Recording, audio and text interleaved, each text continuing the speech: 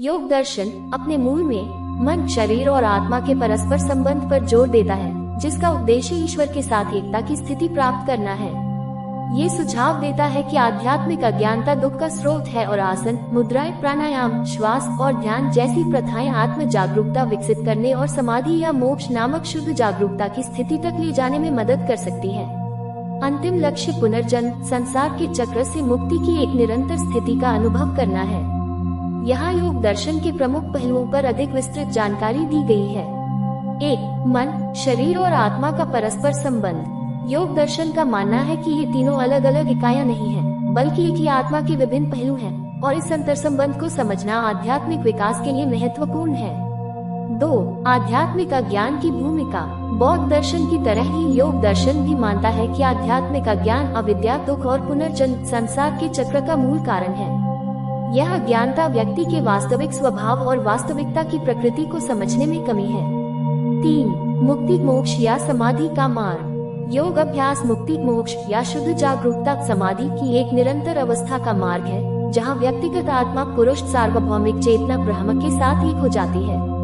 यह विभिन्न अभ्यासों के माध्यम से प्राप्त किया जाता है, जो मन और शरीर को शुद्ध करने और आत्म जागरूकता विकसित करने में मदद करते हैं। 4. प्रमुख अवधारणाएं और अभ्यास।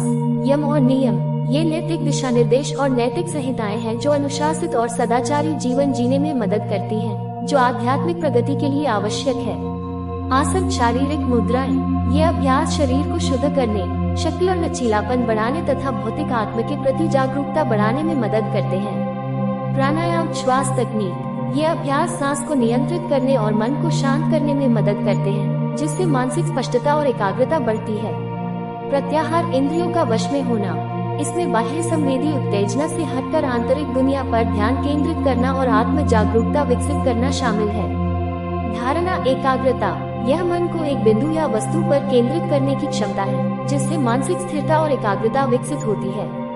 ध्यान, यह एकाग्रता और सचेतनता की वह सतत अवस्था है जो स्वयं और वास्तविकता की गहरी समझ की ओर ले जाती है। समाधि, ईश्वर से मिलन, ये योग का अंतिम लक्ष्य है, शुद्ध जागरूकता और ईश्वर के साथ मिलन की एक स्थायी स्थिति।